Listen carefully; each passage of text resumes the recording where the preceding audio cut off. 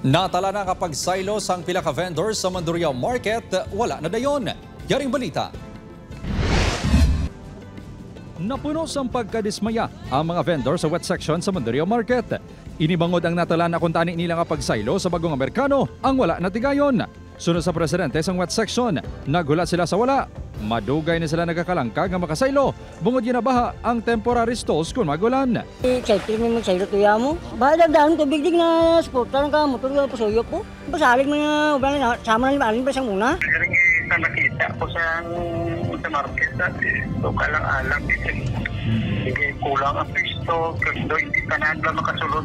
Una na nagpahayag ang Iloilo City Local Economic Enterprise Office o kung LEEO nga September 30 makasaylo ang vendors apang wala man na dayon.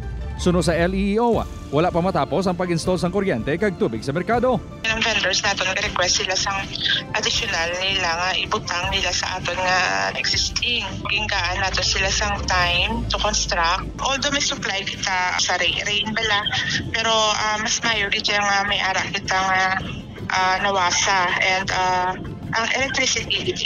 Target nga matapos ang installation sa buong semana. Wala sang ginhatag ang LEEO nga insakto nga petsa sa pagsaylo sa mga vendors. Upod Caramel Porquia, Kim Salinas, 1 Western Visayas.